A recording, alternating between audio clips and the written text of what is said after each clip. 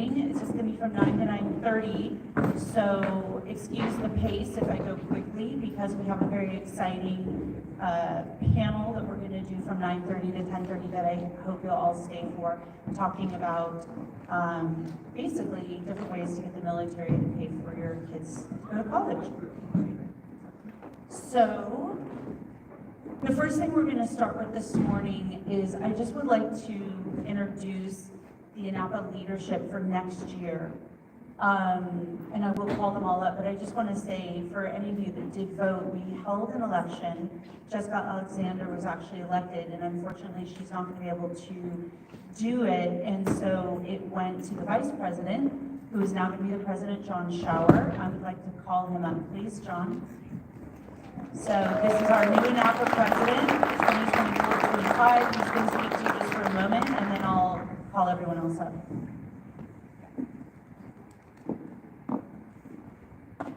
Good morning, everyone. My name is John Schauer. It's a privilege to be here with you as I embark on this new journey as president of ANAPA. I'm both honored and humbled to have been given this responsibility. I'm excited for what's to come. For me, this is not just a title, but a profound commitment to value and service, excellence and integrity that define ANAPA and the entire ANA community. I've spent 25 years manufacturing aerospace composites for the aerospace and automotive industries.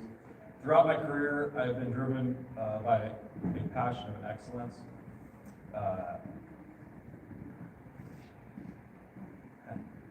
I'm eager to channel that passion into guiding ANAPA to even greater heights. I'm aware of the legacy that precedes me, and it is a big one. I'm completely grateful to the previous board for guiding me of what's expected of me, and I hope to meet all of the expectations. I'm committed to fostering an environment where cadets, parents, faculty can rely on ANAPA for the support they need. Together, we will continue to uphold the highest standards of ANA rigor with character, leadership, skills that are essential to success in today's world. Please allow me to again express my gratitude and trust and confidence placed in me by all. In life, no one can reach new heights without the support of those around them, and I am grateful to set off on this journey with all of you. I'm confident together we can chart a course of authenticity and achievement. Thank you, and I look forward to what lies ahead. Thank you, John. And I just want to say that ANAPA is a parent run, right? So I have deep appreciation and gratitude for John for stepping up to this role because it is a time commitment, and there is no ANAPA without the parents. So thank you, John, and the parents are lucky to have you. Brad Heaton, if you would stand up. Brad Heaton is our vice president. Amanda Morocco, who is the commandant's wife and the culinary teacher, is going to take over for secretary. The family ambassador is Leslie Brunson. Is Leslie here? No, but let's Coach Brunson's wife, Leslie, and she's going to take over as the family ambassador. And we will still have ambassadors for all the different companies, but she'll take that over, and I'm sure she'll be reaching out to the parents at the beginning of the year. And then social media will still be run by Jennifer Spears, and I don't think, oh, there she is, Jennifer, hi. Okay, Jennifer, she runs our Facebook page, so thank you for that. So, VP of Events is unfilled. Treasurer is unfilled. Parents, we need you to step up. The treasurer is really, the treasurer is very important. That's the person that keeps track of the budget. And we do have a big budget, and we need someone to please manage it. You get to come to the ANAPA board meetings. It's by Zoom. A parent that does this role does not have to live close to campus, but we need someone to please do that. And most importantly, VP of Events is unfilled, and I'm going to bring Julianne up here to talk to you. Julianne, please, Harper, to talk to you about that role and how important it is that we fill that with someone. Hi, like Lisa said, this is a parent-run organization, and just would love to get more parents involved to step up. We need somebody to kind of oversee the events. The more parents we have, the lighter load. It's really a lot of fun. It's a great way to bond with your son, as well as to meet other cadets. And so I just really encourage all of you, no matter what your skill set is or what you think you have to offer, everyone has a way they can help out. And so we'd love to get you involved. Thanks.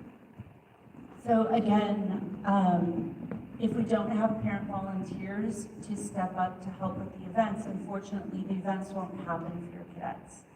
It's a parent-run organization. The school does not put on the events, so we want your son to be able to have, you know, all the fun activities that we bring to campus, but we need parents, please, to step up and do that. So please contact John Schauer or Faith Cohen, who is our administrative liaison. Faith, let's see, where's Faith? Is she here? Yeah. Oh, she's back here. Faith Cohen. So please contact those two people if you're willing to participate. Yeah, Sherry. So what if someone doesn't feel like they have the time to do the full VP of events? So good question. VP of events can be broken up into different chunks. So if someone wants to take Beach Bash, another parent wants to take Oktoberfest, another parent, which I think Amanda's going to help us with, right, is some of the holiday events. Another parent wants to do the monthly birthdays. We can break it up, but we need at least a team of parents. And again, you don't necessarily have to live locally, because let's say you want to take Beach Bash, you come to the meetings on Zoom to plan it, and then if you can just show up, I don't know, a couple days in advance and just help organize on campus the actual party. It's my last plea to the parents. I need you guys to please step up or we're not going to have events, okay? All right, moving on. So we have a new Dean of Academics. So exciting. I would like to bring her up, Dr. Patricia Zeri. I hope I got that right. Okay.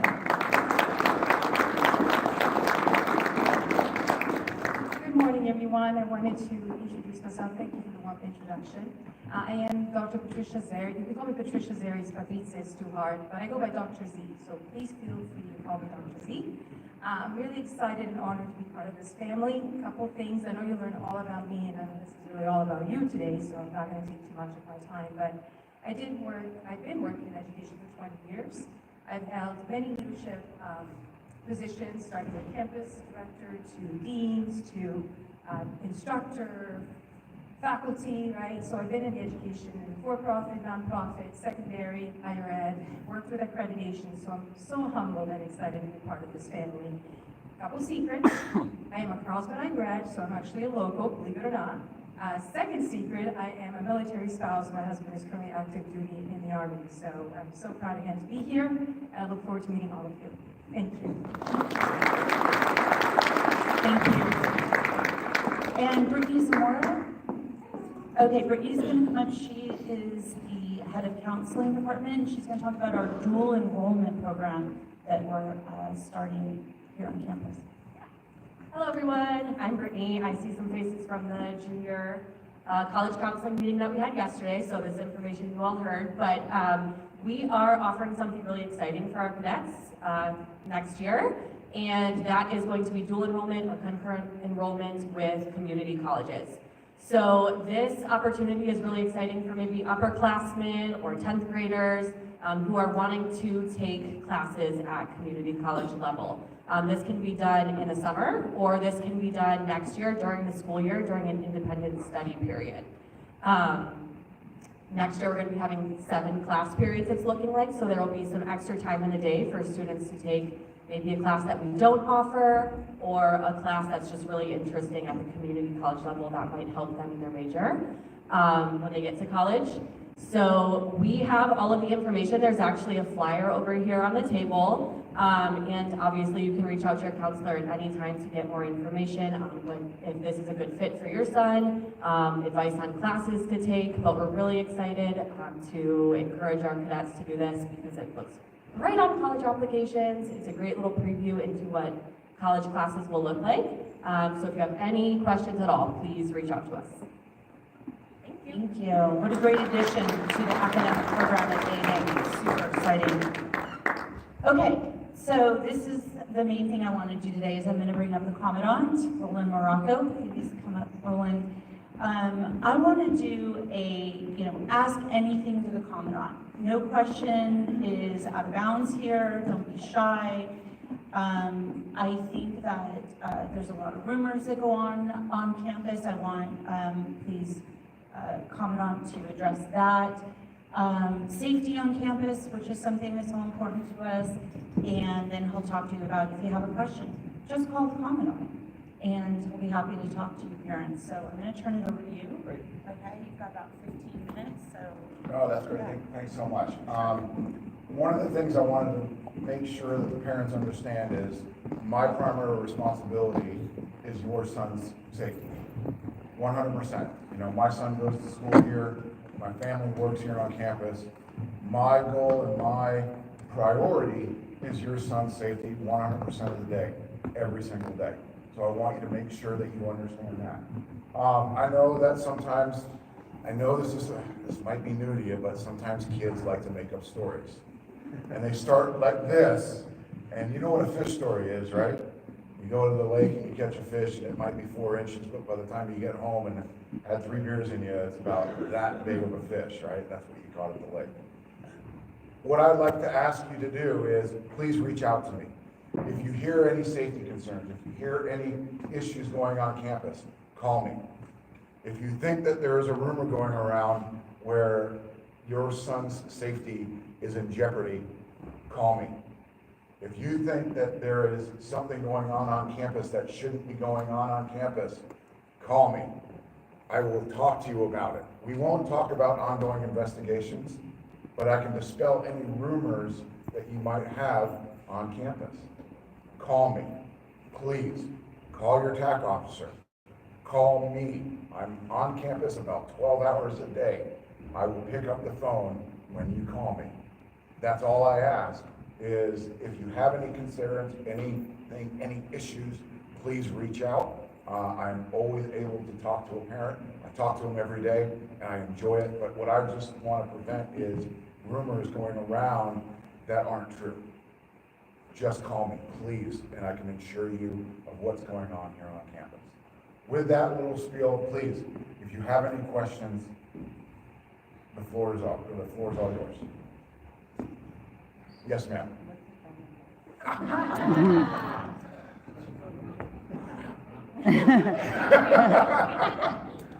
don't have my card with me. Here, I can look it up on my Yeah, phone. can you look it up real quick? Okay. While we look it up, I never call myself, so I have That's no okay. idea. Next question, please. Okay. What do we got? You're- 760, I know that. 547. Let's see, rolling. Hold on, I'm sorry. It is, 5189? Yeah, 5198. 547-5198. okay. Thanks. I'll ask a question All right, then. go for it. Okay. Talk to us about drugs on campus. Because that's, I think, sometimes becomes one of the biggest rumors. Sure. Can you tell us about, all high schools have this issue? Yeah, sure, absolutely. Okay.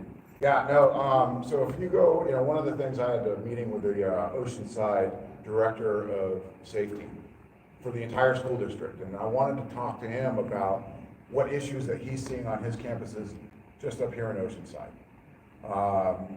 Because, there are certain things that go on our campus. I want to see is it systemic around the entire North San Diego area. What I had gotten from him while we were in the meeting in my office for 30 minutes, his phone wouldn't stop buzzing because of issues going on campus. Everything from drugs to fights to assaults to an ambulance that was arriving to one of the campuses. My phone doesn't ring off the hook nearly as much as his did in a week that his did in the first half hour of our meeting. One of the major issues that we are finding is vapes. I'm not gonna lie to you. We find vapes. They're very small, they're very concealable. Cadets can sneak them on campus, but we're finding them. We have a good network of very honest, willing cadets that come forward and say, hey, you might wanna go over to this dorm room because I think someone has a vape in there. And we'll go and find it. Okay? It's whack-a-mole sometimes, I understand that, but we're getting after the problem. Every campus is seeing this because they're easily purchased, they're marketed towards kids, and It's absolutely one of my biggest challenges right now. We have a new director of security. We're increasing our security measures, okay? Last night, kids got wanted when they came on campus. We don't want that stuff on our campus. Now, as far as other drugs, no, we're not seeing heroin. No, we're not seeing cocaine. No, we're not seeing ecstasy. No, we're not seeing any major narcotic. No, we're not seeing fentanyl.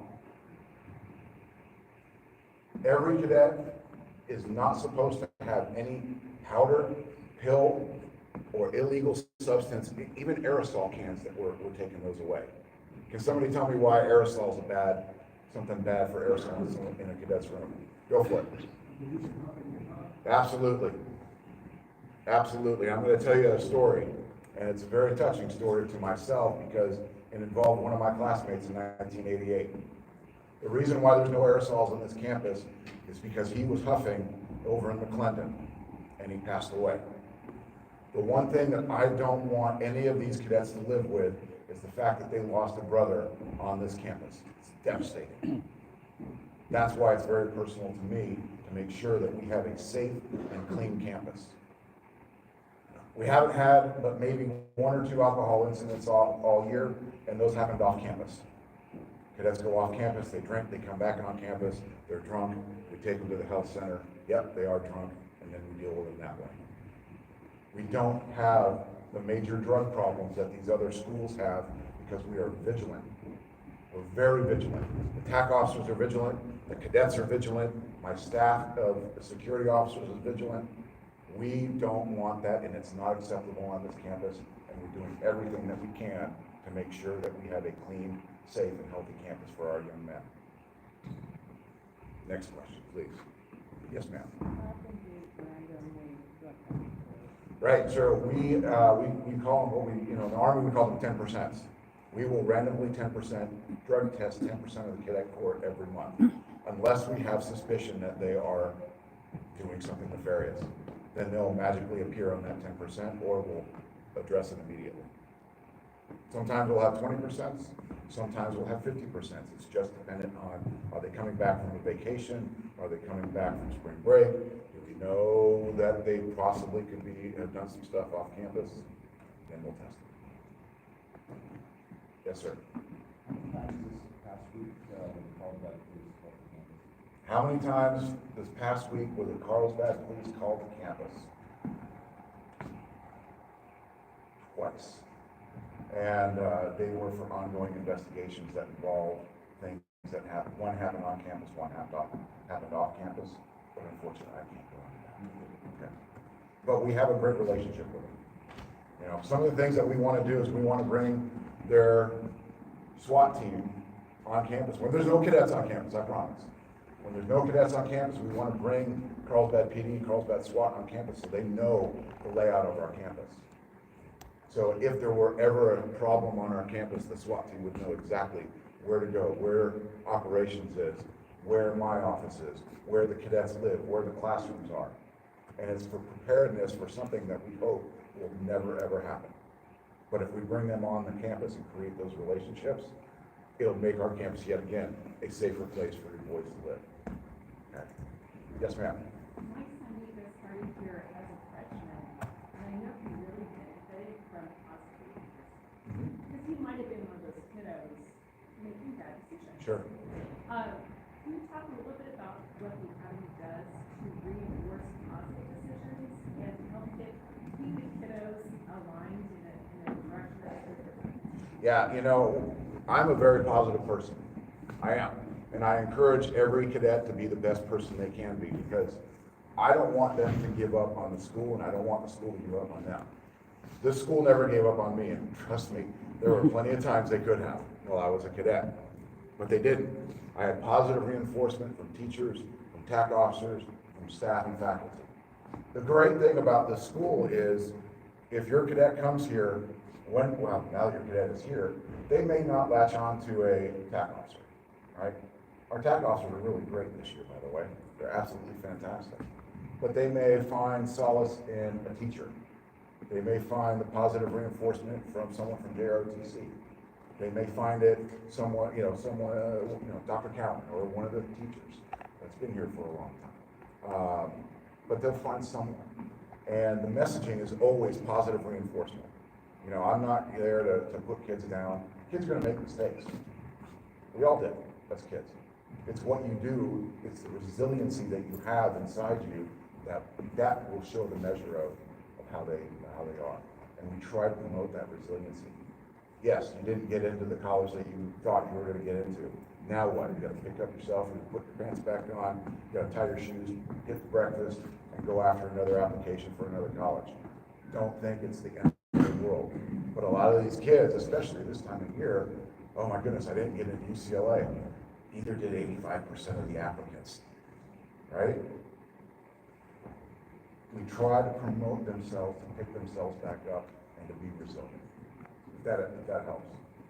That and, Nico, when he found out he was going to NAU, he emailed and said, hey, can we go? Absolutely, go, have at it.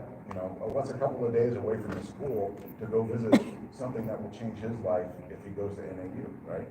It's easy to say something, easy to say yes to those things. Next question, please.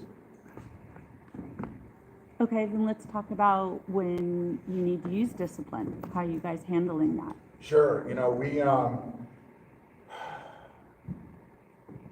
in previous years, discipline was handled certain ways.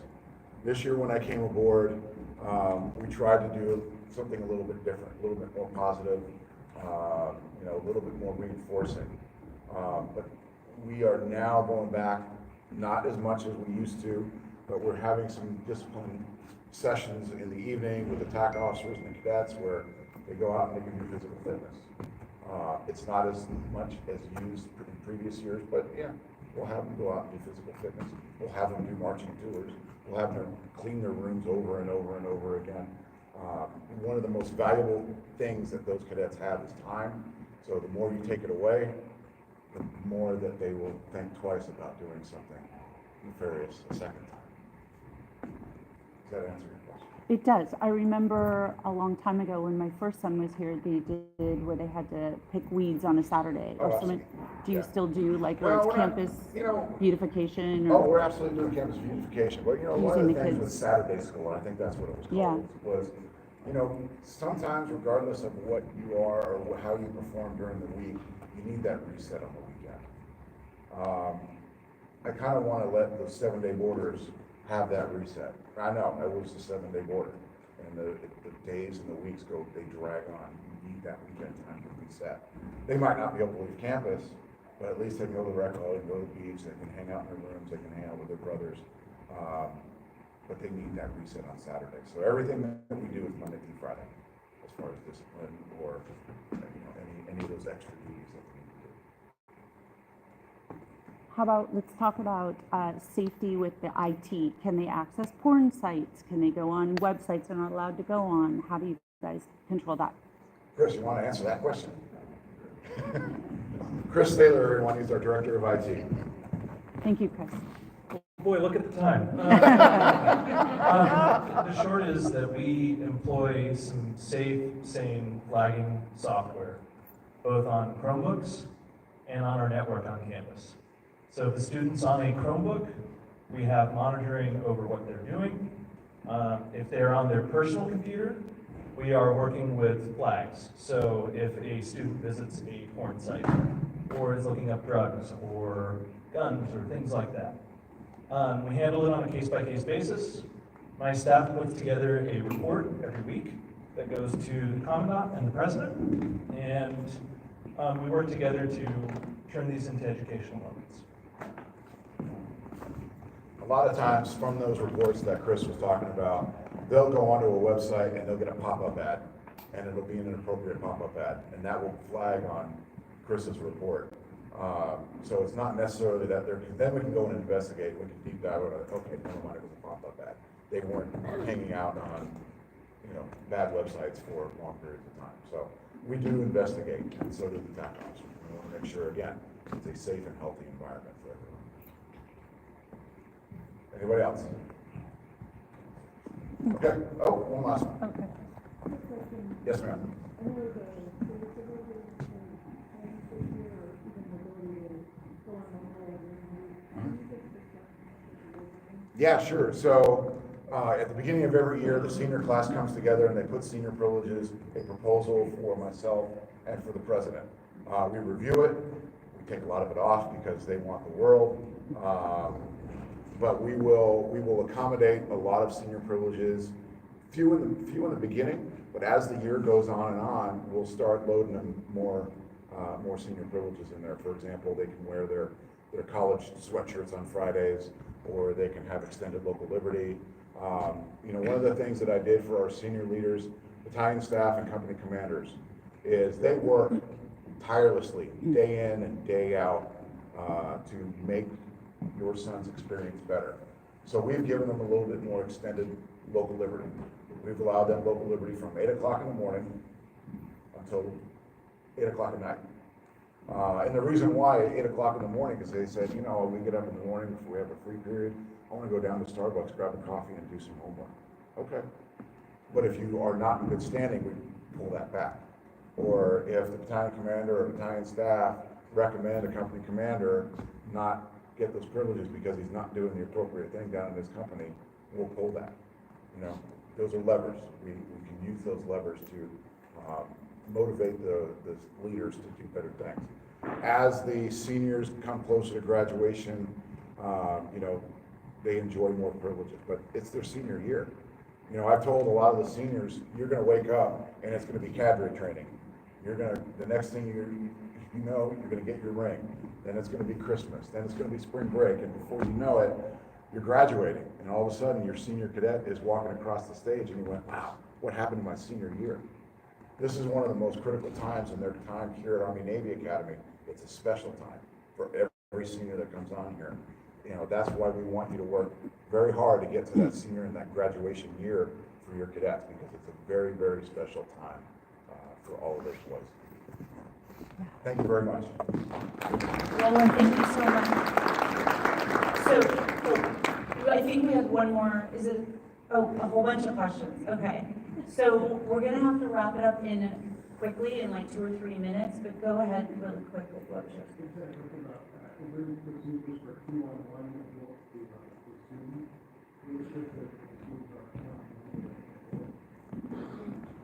Can you say that again, please? I'm sorry. Yes. That's correct. Yeah, no, we will always have, if we're gonna sit and talk or discipline a cadet, or even just talk to a cadet, we will always have more than one adult in the room. We're not leaving cadets one-on-ones. The door will always be open, the windows will always be, the shades will always be up. We will not put ourselves in that position or any even rumor to go around campus saying, Cadet so-and-so and Mr. So-and-so and Mrs. So-and-so were in the same room together, 2-on-1, always. And if they're not, then the TAC officer or myself or the staff will wait until there is another adult in the vicinity or in the area. Even if the door's open and they can hear what's going on, there's always a second adult when we interact with a child. And I think Yes, yeah. This is about the nutrition. Do you do any weight checks to make sure like their kids are going properly, or do you have any? What kind of checks, I'm sorry? Like weight, Oh, weight? Oh, like physical? Yeah. That would be a question for the health center. I personally don't Especially do for that. young cadets, right? Make sure Oh, yeah, make sure they're eating enough? Oh, absolutely. The one thing that I don't think we have a problem on this campus is cadets eating food. Just look at our food bill. These kids love to eat. Now, they have tons of opportunities. We ask them to go eat in our dining facility every single day, 3 squares. They'll get DoorDash. They'll go down to the cadet store. They'll find food on this campus to consume at any one point. Now, we do monitor for religious reasons. If there's fasting going on during the day and they can only eat after or before sunset, we make sure that we monitor them for their health and welfare. But they come and say, hey, I'm celebrating Ramadan. Gotcha. But we want to make sure that the dining facility is well aware. They'll have meal prep for them after sunset. They'll be able to pick up a bag of breakfast that they can take back to their room. so that they can appropriately, you know, do what they need to do for those 40 days. So we absolutely do. You know, if we even have I've even had other cadets come up to me and say, hey, I think so-and-so is not drinking enough water. And we'll go and ask, seriously, we'll go and ask them, are you hydrated? Well, no, I haven't really been feeling well. I don't. So the good thing is I've got 285 sets of eyes that can help me out when it comes to health and welfare of a cadet. Thank you. So we're going to move on to our military school panel, but I really want to thank the Commandant for his transparency and his willingness to answer some really tough questions, and hopefully, John, we can bring this back to the parents again next year. Thank you so much, Commandant Morocco. All right, so, yes, thank you. So we're going to bring up General Combs, please. And Roland is going to come back up, and this part of our presentation is going to be led by Jessica Alexander and Guy Kirby Scarborough, who heads up the LDT program here. Thank you, Lisa. All right, good morning, everybody. I'm Jessica Alexander. I have 2 cadets here at ANA. It's our 2nd year, and we're loving it. I've had the honor this year to be the JROTC ambassador. For those of you who may be familiar with our ambassador program, it's a great way for the school to connect with our parent community. We have ambassadors for the companies, and I get to serve as the JROTC ambassador and help advocate and evangelize the great program that is the JROTC program. So I would highly recommend, if you don't already know your LET instructor well, Kirby, Chief, Palacios, and Eric are all amazing. I had a great time getting to know them, and they're really responsible for training your young men in how to be virtuous leaders, and they're just an amazing resource. So make sure you definitely check in and get to know them. A couple of the things we've done this year in collaboration with JROTC is some of you may have gotten a gratitude card from your cadet this year. You may have gotten a Valentine's Day card. I know mine made me cry, so thank you to Lisa and Julianne for helping us out with that. We also put on a financial literacy class for the seniors. So we had an outside consultant come in and talk to the young men about financial planning, strategies for saving money, and they had a fun game of picking stocks to invest in and how to win, and it was a lot of fun. So those are the fun things we've been doing this year. One of the things we're here to talk about in depth today is the opportunity for, the opportunity for our sons to look at military service academies and ROTC scholarships. So not only are these a great way to get a very high quality education paid for or subsidized by the government, but also it's a great way to educate our young men to have a sense of purpose, to have a really high quality skill after they graduate from college. And obviously, you know, coming out of ANA, they're already sort of trained in that mindset. So I know at CrowdStrike, my company, we are honored to hire young men and women from the services as intel experts, you know, cyber intel folks, and they have a great opportunity to earn income and, you know, take care of their families. So I think that's what we're all here to do, is to create young men that are really good providers and take care of their families and community. So with that, Kirby, are we ready? I think so. All right, I'm going to hand it I'm over on to you. tape. Yep. Yep, all right. Thank you, Jess. You're welcome. All right. How's everybody doing? Good? Happy Palm Sunday. Happy Holy Week to everyone. So glad to meet everyone this past week, and I'm really honored to be here at ANA. Really passionate to be here at Army Navy Academy. It's just an amazing institution. It's been that way for 114 years. And for not only the faculty, the administration, the president, the board, you guys, we're just trying to do our part, right? Because we know that we're here just for a short period of time. And the expectations, the names may change, but the expectations, the legacy remains the same. So I'm ready to take it to the next level. All right? The question is, are you guys with me? All right. So, good morning. My name is Kirby Scarborough. My formal title is Director of Leadership Development and Virtues. Many people still just know me as the JROTC instructor here at Army Navy Academy. I typically focus on the seniors, helping them bridge the gap between 12th grade and freshman year in college. I'll serve as your facilitator this morning in this 1-hour discussion about your son's future. Okay? I want to start off with why. I mean, we all know that the boys, it's all for the boys. Everything else is secondary. What we do day in and day out, it's for the boys. And so that obviously remains a priority. But today's briefing is really centered on you. Okay?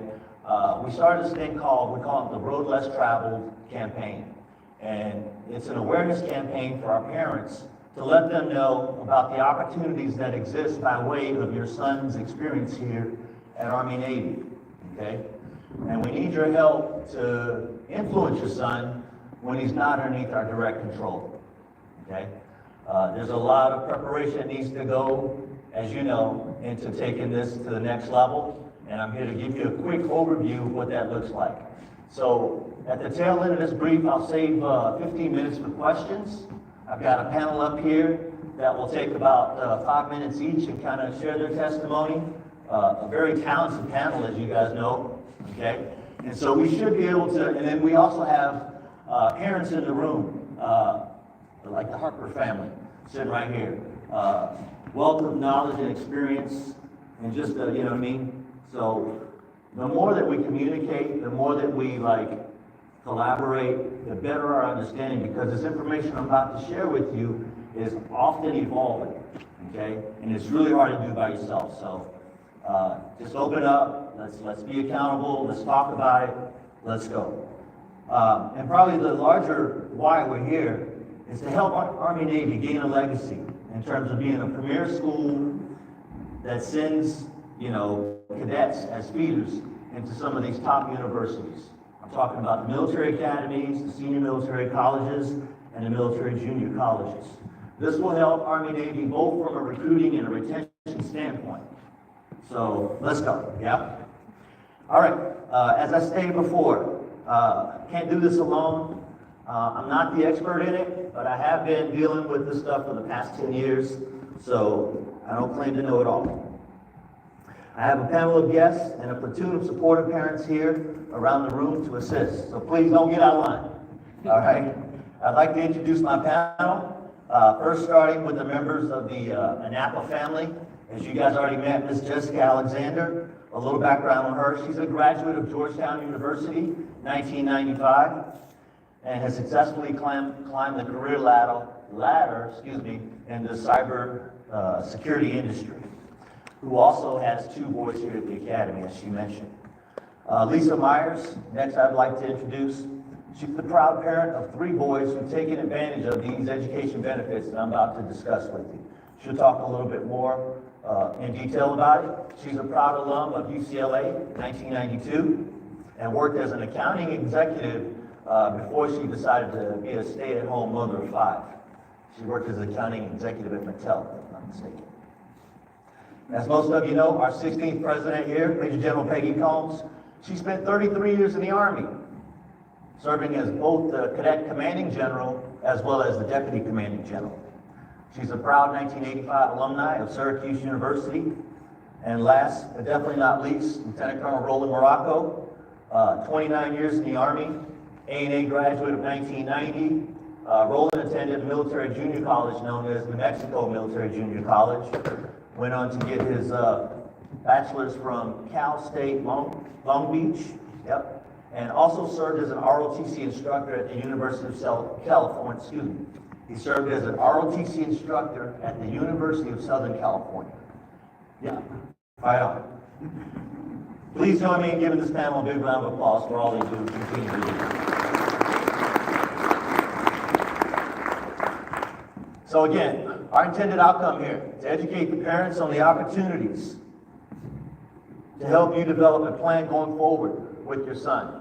And ultimately, I'd like to get to a point where we start handing out appointment certificates and ROTC scholarships like you see displayed here.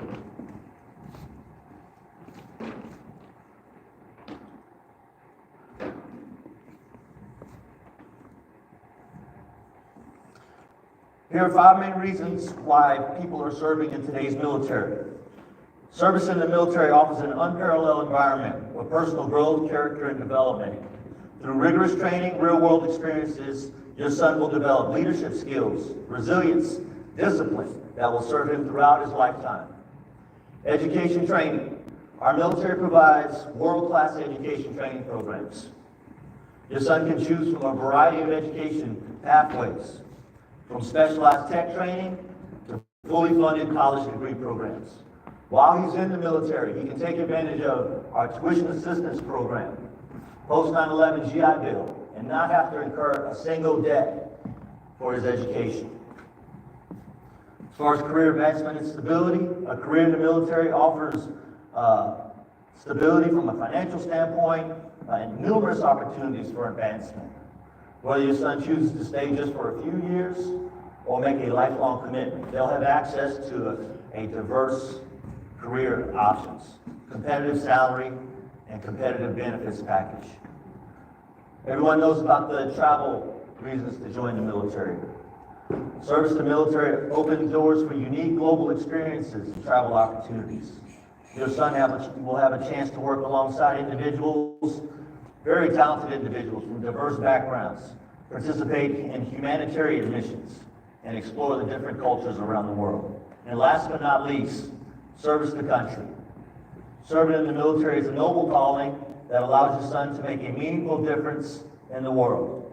By protecting our nation's freedoms and assisting in times of crisis, they will contribute to a greater cause and leaving a lasting impact on our community and our nation. As parents, we understand that having a purpose in life is quintessential to becoming successful in life. Considering a career in the military can be a significant decision for you and your child. That's why we're here to provide the support, guidance, and resources, and together we can empower you to help your son explore the boundless opportunities waiting for them in our nation's military.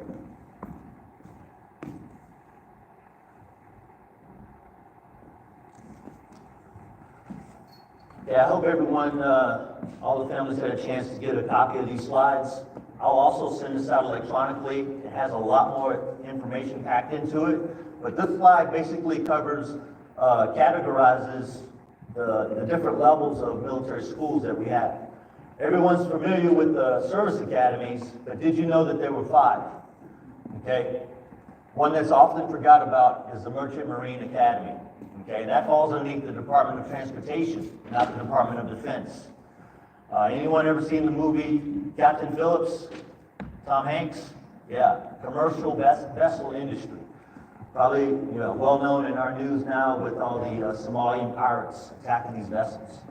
Okay, so we send kids to school to learn how to work in that industry. Okay, and all the 5 schools up here, this is your taxpayers' dollars at work. Okay? Your sons and daughters, they go to school, the whole thing is free. And they also receive a monthly stipend, about $225 to $600 a month while they're at these service academies. In conjunction with these service academies are academy preparatory schools. So let's just say they didn't make the cut to go directly from 12th grade into the academy. Well, each one of them offer a preparatory school to help your son further develop, his skills. And if he does right at the preparatory school, maintains good character, record, what have you, he will eventually go into the military academy. Thank you. Below here are the 7 senior military colleges along with the military junior colleges. Okay? These are ROTC funded schools. Okay, not everyone there is on a free ride, excuse me. But these schools, you would need to utilize an ROTC scholarship in order to get that free tuition. Up here, you've got to earn an appointment. Very competitive process that takes a very long time, and I'm getting ready to talk to you through that process here shortly. One of the things I'd like to highlight about 2 of these senior military colleges is, you can see I've got guaranteed admissions there. The Citadel and Norwich University has said, because we're in an association of American Military Colleges and Schools, known as AMSCUS, if our kids, the Army Navy Academy, finish here with a good moral conduct, complete the degree requirements, and maintain a 2.5 GPA, that's guaranteed admissions into 2 of the 7 senior military colleges.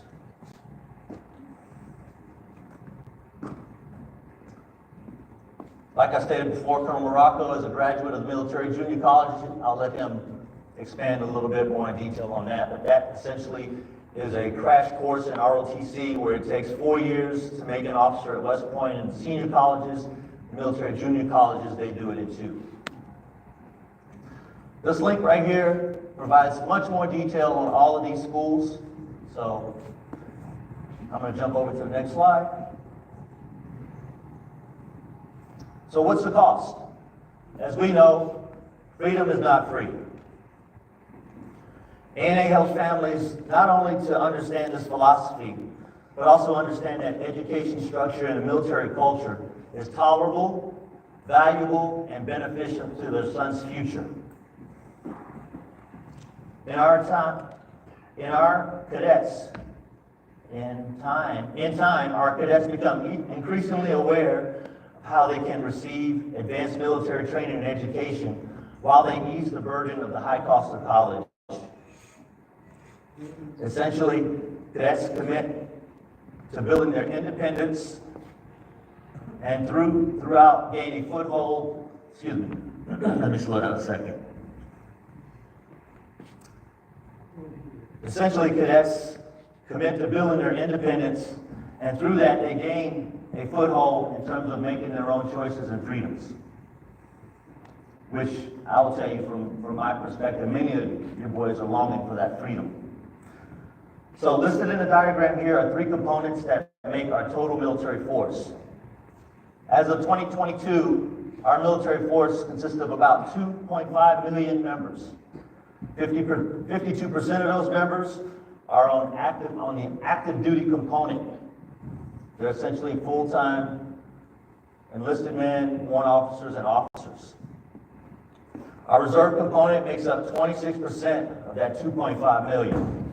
Okay, Reserve and National Guard being 1 weekend a month, 2 weeks out of the year. While 22% of our total force is essentially on call, which is known as the inactive ready reserve. When your son is offered a scholarship, he agrees to meet these obligations associated with the respective scholarships, commonly referred to as a contract or a military service obligation. This consists of 8 years. So your son agrees to serve 8 years in one of the 3 capacities. Okay?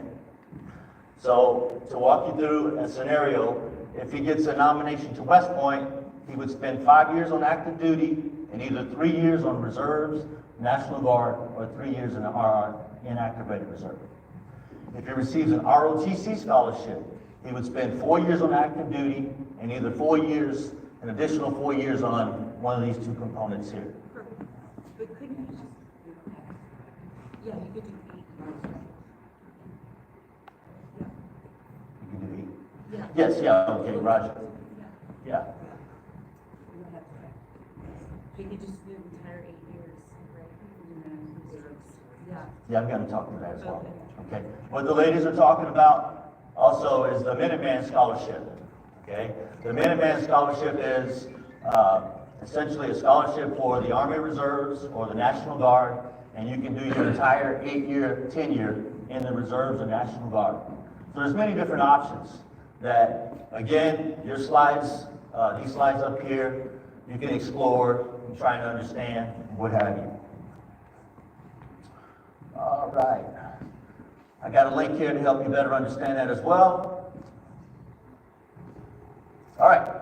Here is the process for the service academies. You're going to start right up here on this link to the White House. It outlines the different procedures for all of the 5 service academies that I previously mentioned. Okay? 5 steps you start with is opening an application file. Your son will start off as an applicant. He will then transition to a candidate. He will need to go through the nomination process. Okay? You're going to be writing to your local congressional representatives, and then West Point will then decide once the candidate profile is completed on whether or not it's going to award your son an appointment to the service academy.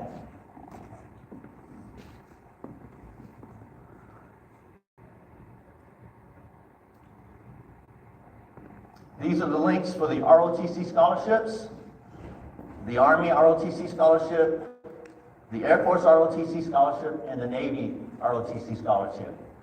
If you're wondering about the other branches, Space Force doesn't have an ROTC, nor does the Coast Guard, okay?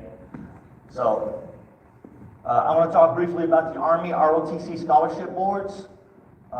In order to award them, they hold 3 boards annually. One in October, one in January, and one in March. These are the National ROTC Scholarship Boards. So early bird gets the worm, okay? Meaning that we need to get this done early in the senior year so you can go to the October board. If you meet all the requirements in the October board and do not get picked up, your son's packet automatically goes to the preceding boards. Oftentimes our kids in Army Navy, they figure it out too late. They wait until the March board, and that's only one look, and if they don't make it, then, you know what I mean? But here's the unique thing about being here at Army Navy. So I just talked to you about the National ROTC Scholarship Boards. We've been awarded because relationships are everything. The 8th Brigade Commander used to work for our boss, okay? And he has awarded Army Navy 1 ROTC scholarship per year. And so we got a class, let's say roughly of 60. That means one senior is going to walk away with a ROTC scholarship from Army Navy Academy. All right? And then the same goes with the sword. Okay? The sword.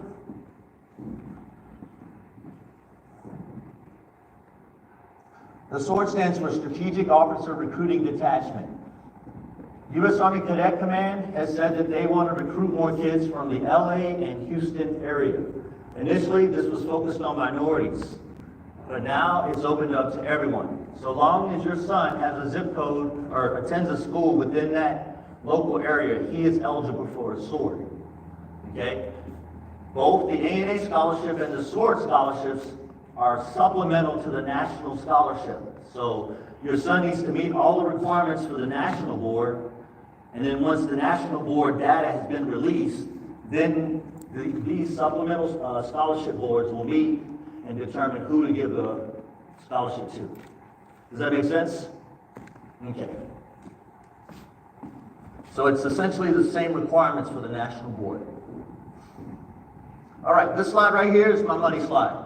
I want to tell you this. The pathway to success, many parents assume the pathway starts and ends in the 12th grade, and that's far from the truth. The pathway to success, really, as you know, grades start getting recorded in the 9th grade. Your young man needs to start preparing as early as the 10th, 11th grade, you know, establishing a vision with you and figuring out how to connect the dots to go forward.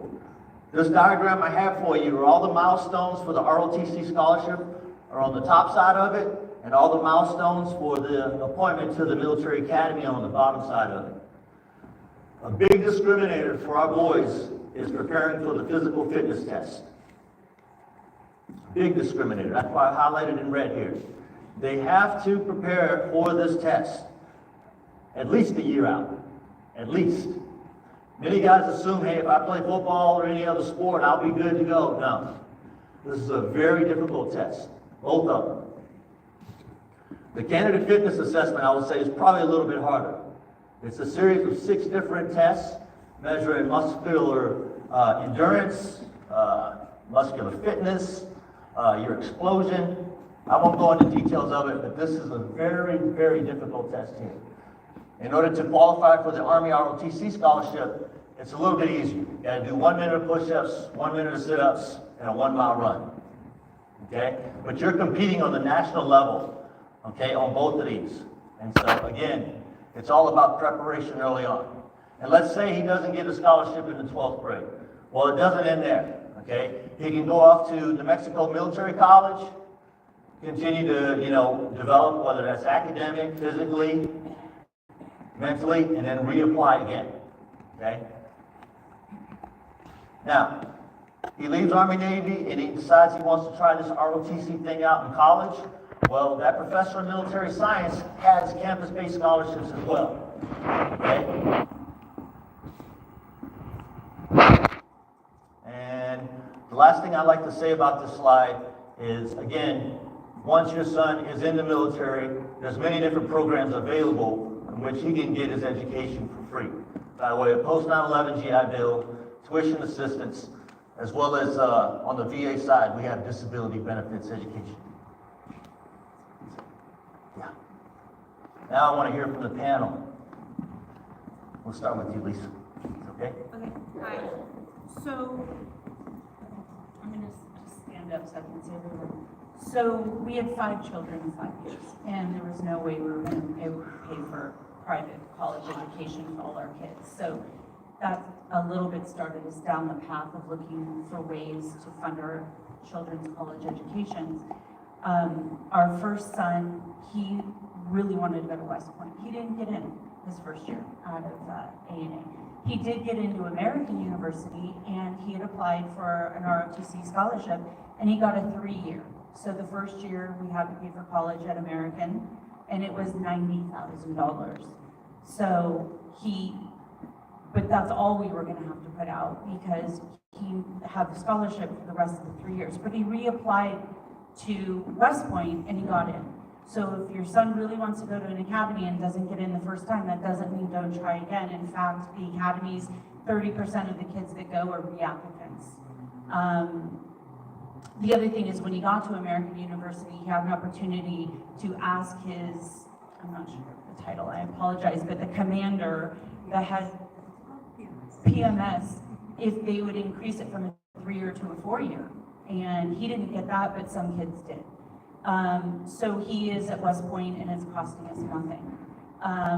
And he is talking about going into the military for the full, I think it's 8 years, so he can get the GI Bill and then go to law school for free. Our second child, he applied for an Air Force ROTC scholarship. He got a it's interesting actually, he got a Type 7, which was not a full ride. Then he got into Northwestern University and they converted it after he got in to a Type 1 full ride. It's costing us nothing. It's $90,000 a year to go there. It's costing nothing. He also wants to get his graduate degree for free, so he's applying to the JAG program. So he will get to go to law school for free as well if he's accepted into that. And then our third son who goes here applied for a JROTC scholarship to Dartmouth. He got it, and so he's going to go to Dartmouth for free. He also applied to West Point and was lucky enough to get an appointment there, but he declined that.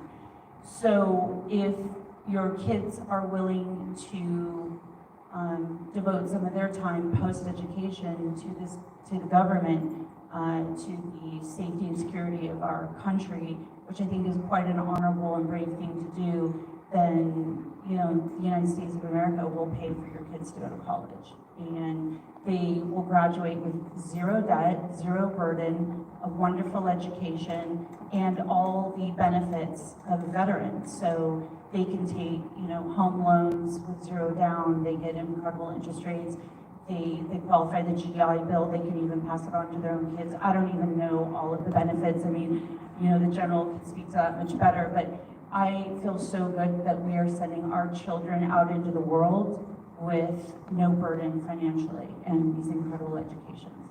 So, who's next? Thank you.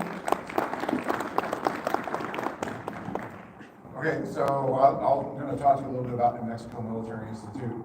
When I left Army Navy Academy, my academy journey was over, but my military school journey was not. I'd been in military school for quite a while. I was started in 5th grade at St. Catherine's up in Anaheim, so I was really not wanting to go to another 4-year military school. So when I found New Mexico Military Institute and found that I could get my commission as a 2nd lieutenant in the United States Army after 2 years versus 4 years, I said, absolutely, because then I can go off to another university, a civilian university, and enjoy the last 2 years of college as just a college student, right? So I graduated from Army Navy Academy. 3 days later, I was in beautiful Fort Knox, Kentucky, doing basic training. When Kirby said it is a compacted program, it is. You go to Fort Knox, You do basic camp at Fort Knox. That gives you credit for the first 2 years of Army ROTC if you were to go to a 4-year school. 2 years credit. So when I started at New Mexico Military Institute as a freshman in college, I actually started as a Military Science 3, MS3 student, which is an equivalent to a junior in a 4-year university. So I did MS3. I went the next summer back to, well, then it was Fort Lewis. Now you go back to Fort Knox. You complete your advanced cadet training. Then you come back and you do your MS4 or your senior level military science course as a sophomore in college. So the day before I graduated from New Mexico Military Institute, I stepped up, I took the oath. I was a brand new U.S. Army Reserve Second Lieutenant just after 2 years of college. That allowed me to go to Cal State Long Beach. Now, here's the downside of going to a military junior college. Yes, you can get a 2-year Army ROTC scholarship. Yes, it can be fully funded. Yes, New Mexico is an in-state school, and it's not as expensive as you would think for a education that you would get there. It's phenomenal education. The problem is you have to pay the last 2 years of college on your own. There are no ROTC scholarships because technically you're no longer a cadet. You are a second lieutenant in the United States Army.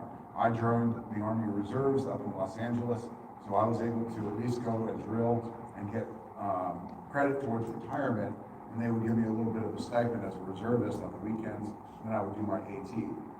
The thing that gives you the advantage when you go to those schools is you're now a leader. So I had to pay for college on my own after I graduated from MMI because my parents were like, we're done. You know, we paid everything for private schools all the way up to MMI. I was an RA in dorms that paid for food and housing, and I had a job on campus that helped me pay for my tuition and books. So there are ways to do it. I got out of college paying zero. I didn't have any loans whatsoever because I was able to be, crafty. I'm able to get money to pay for my tuition and books. So it is possible, but there are no more scholarships other than on-campus scholarships. So if you come in as a 4.0 student, you can apply for scholarships from those universities that you're at, but the Army ROTC scholarship is no more. Are there any questions about military junior colleges? Yes. Do you have to go through another application cycle when you after the 2 years spending in junior college before you go to another university? Yeah, no, absolutely. So it's just like transferring from, if you were going to Maricosta College to Cal State LA, you would have to apply to Cal State LA after you finish Maricosta. So yes. So you can decide which university you want to transfer to and just apply. Absolutely. Whatever you want. Yeah, I applied to many schools. When I got into Cal State Long Beach, I was like, yeah, I'm going to Cal State Long Beach. Absolutely. Next question. Yeah.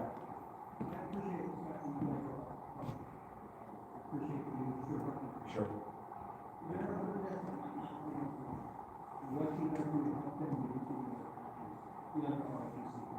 No, that's a great question, you know, so I can answer a little bit of that, and then I'm gonna hand it back over to Kirby.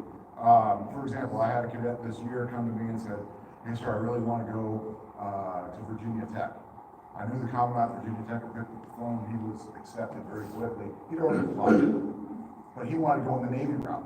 He wanted to go Navy medicine. I'm like, we can help you do that. Schools like Citadel, schools like, VMI, I call them non-denominational schools, because you can pick what branch you want to go to upon graduation. Based on either the scholarship that you have, that will kind of channel you into that branch. But if you're paying on your own, I believe is the way it goes. You can pick whatever branch that you want to go to. But I'm going to let you handle that answer. Yeah, I mean, even though we're all Army, our job is to remain, educate the boys on all their options. And the beauty of it is we're gonna, if you don't have a living representative of that service, we'll find someone to talk to your son.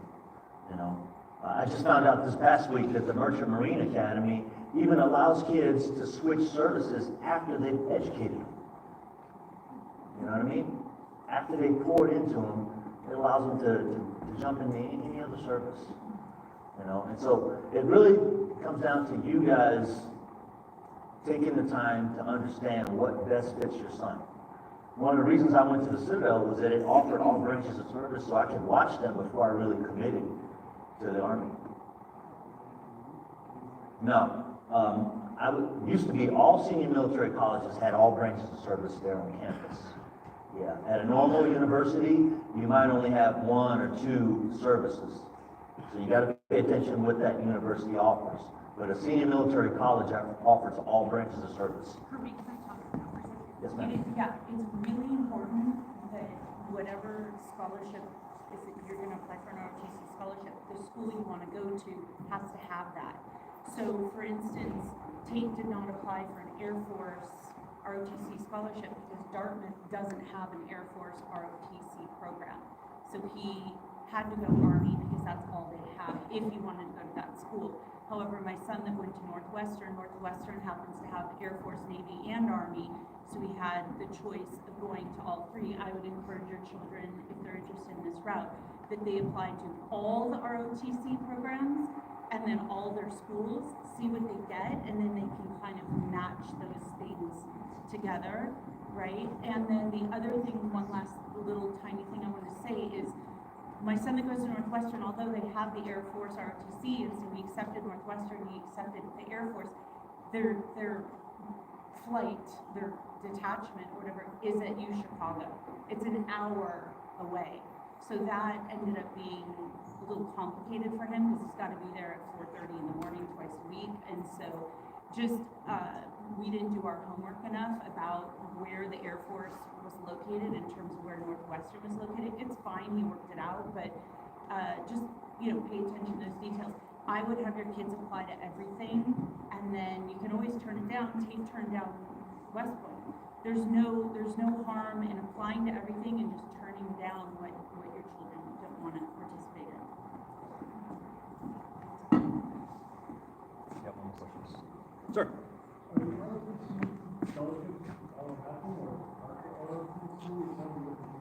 Yeah, no, it's partial.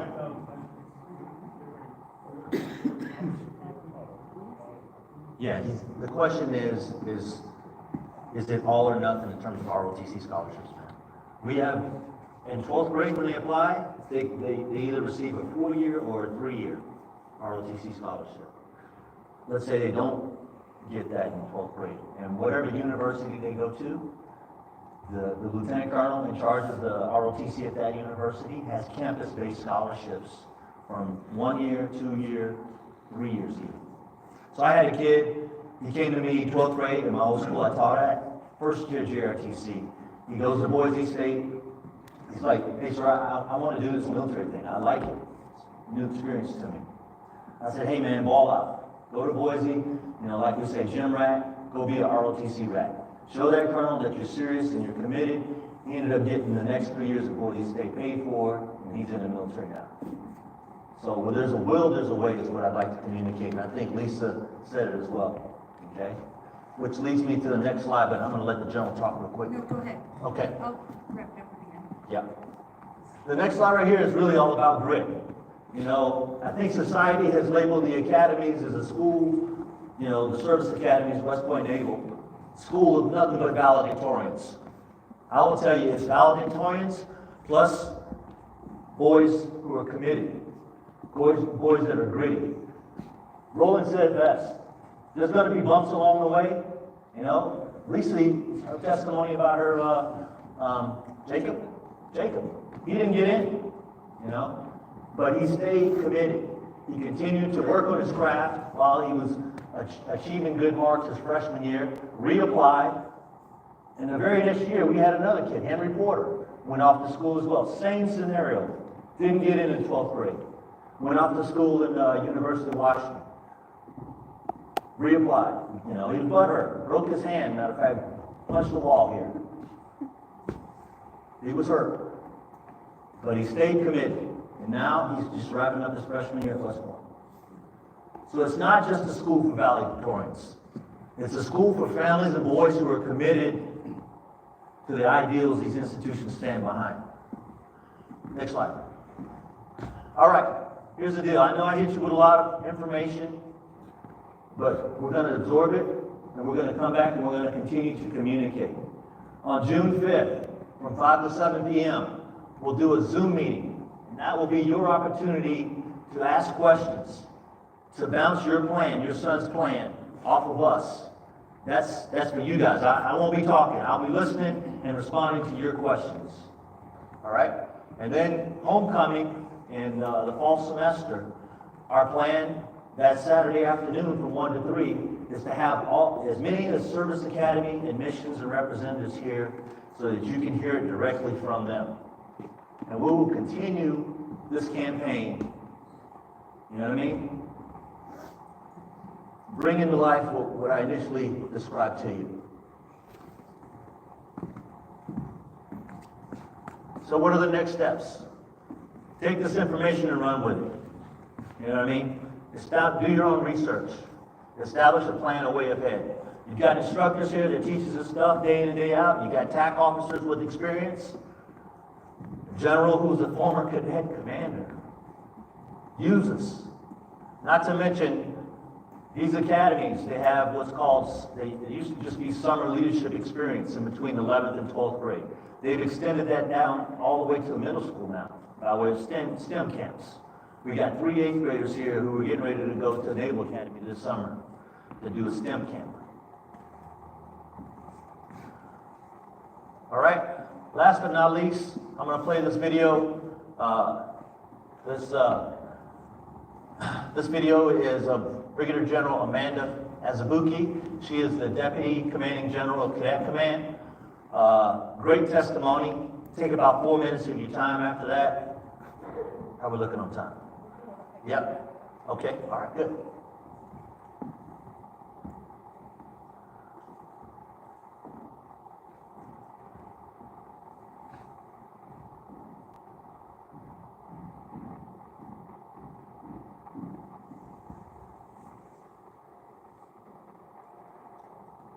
Yep, go in the corner. Yep. There you go. It's all about opportunity. So no matter what it is you see for yourself in the future, the Army can probably help you get there. And I say that, and I use my sister and I as an example. We are both in STEM fields. I started out in aviation. My sister is a medical doctor. And we used the Army as a stepping stone to get to where we want to be. Myself, being on active duty for 30 plus years, coming in, starting out in the Air Force Junior ROTC, starting out, and then enlisting in the Army National Guard, graduating from college after being in senior ROTC on campus, and then going to flight school, and 30 years later, here I am. My sister, on the other hand, she got an ROTC scholarship, also started out in Air Force Junior ROTC, got a senior Army ROTC scholarship, got her educational delay so that she could complete medical school, ended up at then Fort Bragg, now Fort Liberty, did her 4 years at WOMAC, but always wanted to be an emergency medicine doctor, ER doctor.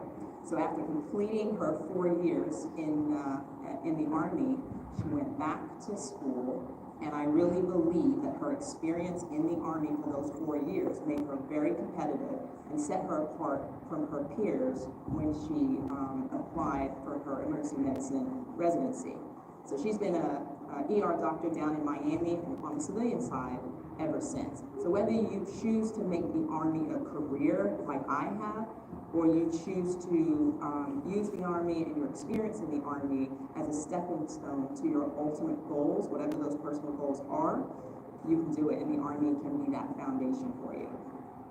BEA attracts a lot of students from high schools, junior ROTC programs, and universities and colleges to the program that we're having. All right. We got about 15 minutes. I'm gonna let the general talk, and then the floor is yours for any questions. I'm not going to talk for 15 minutes, I promise. But most of you know, Kirby said I was the commander of U.S. Army Cadet Command, and spent 3 years there, 1 year as the deputy commander and 2 as the commander. I used to choose the people who get Army ROTC scholarships. So I know the process, I know what we're looking for, I know the quality, I know the guys in the Air Force that do it, I know the guys in the Navy that do it as well. And so, you know, this isn't just about the Army, but it is about, you know, there are opportunities to get fully funded college educations. And that's kind of what we really want to bring to you all, is that there's an opportunity to do that. The best thing, though, about many of these programs, not the academies are the only thing that locks you into active duty.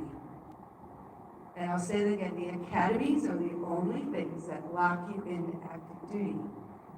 All other programs, you can serve as a citizen soldier in the reserves or in the Guard and pay back your time. I just want to tell you a little story about the reserves. My mom was a reservist, and she completed 20 years in the U.S. Army Reserves and retired. And everyone might say, oh, well, that's not such a big deal. Here's where it comes in. This is what I try to tell your young men. My father, at the end of his life, spent 3 weeks in the cardiac intensive care unit. Unfortunately, he passed and didn't come out of that. But what tailed beyond that was a $2.4 million bill for his care. Medicare, he had Medicare, covered 1/3 of that. And my mother's TRICARE for Life, because she was an Army reservist, picked up the rest. And so she always says, I had no idea my 20 years on the weekends and 2 weeks a month, right? Because she served on 1 weekend a month and 2 weeks a year for 20 years. And she said, I had no idea that that service would be worth over $1.7 million later in life.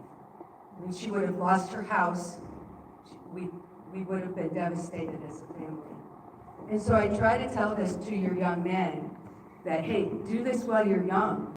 You get your retirement letter, you will have TRICARE for life when you're 65 and above. And that is a huge benefit.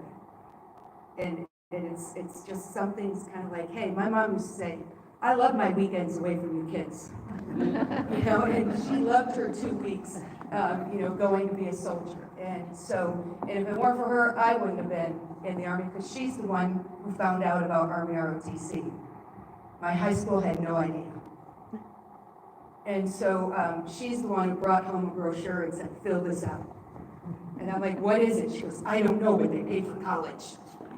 And that's the only way I was able to go to college. And so I will tell you, there's another part of the ROTC piece too. Many of the colleges and universities now cover room and board for their 4-year and 3-year scholarship folks. So you just have to look on the websites. My university, Syracuse University, if you get a 3-year scholarship, they will cover that first year.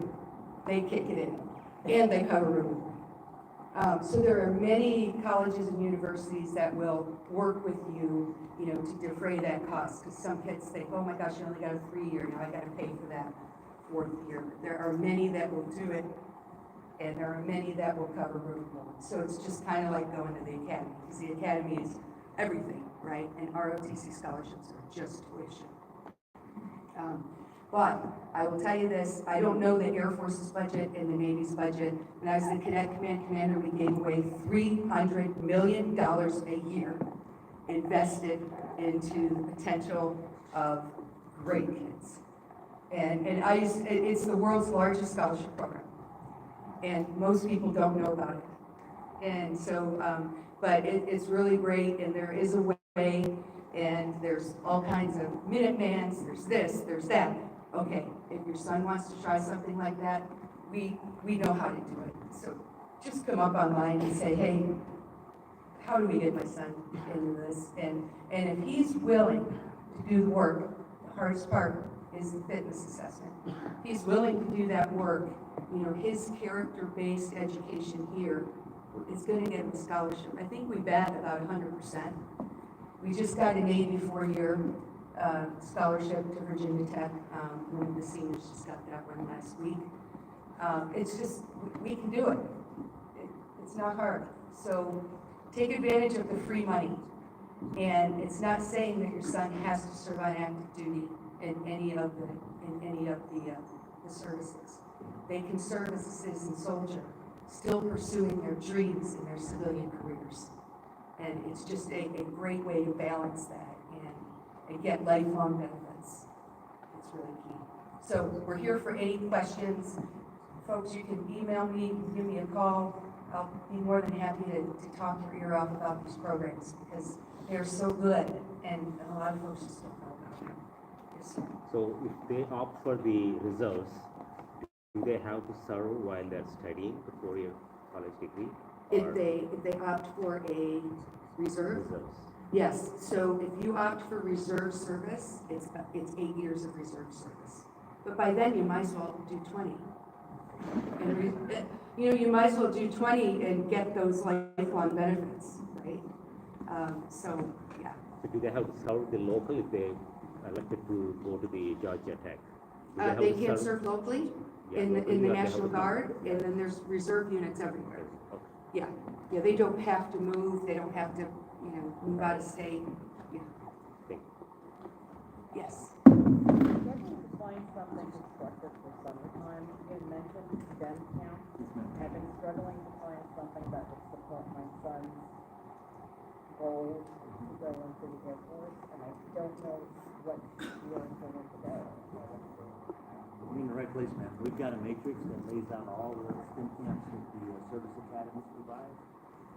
But that's the service academy. I'm sure there's plenty more plethora of STEM camps tailored to your needs. So we just got to do the research. Yeah, absolutely. I appreciate that. There is an Air Force STEM camp in the summer. The Air Force has one. At the Air Force Academy. In Colorado. Yes. Yeah. Is And it so I've still got an open for Excel the summer? spreadsheet I'll share with you, and it lays all that out for you. But that's just the service academies, and that's a tough cut. Sometimes it's harder to get into these camps than it is to get into the institution. As crazy as that might sound. Yeah.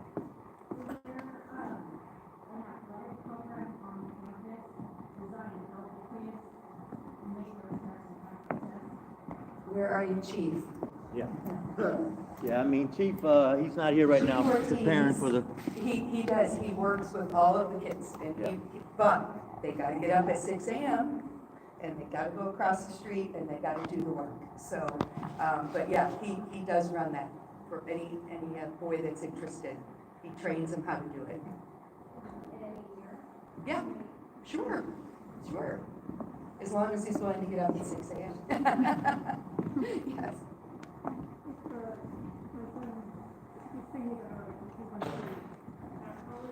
What is the time commitment for the ROTC portion of school, and how much does that take in your day compared to? Right, so if you take ROTC in college, it is just like another college course. So you put it in with your electives, and it's an elective. So it might be, it's 2, I think mine was 2 periods a week, depending on how the school schedules electives. And then what you do is about 1 weekend a month, they'll require a Saturday afternoon, or a Saturday, a full Saturday of some training of sorts. That's once you're a junior.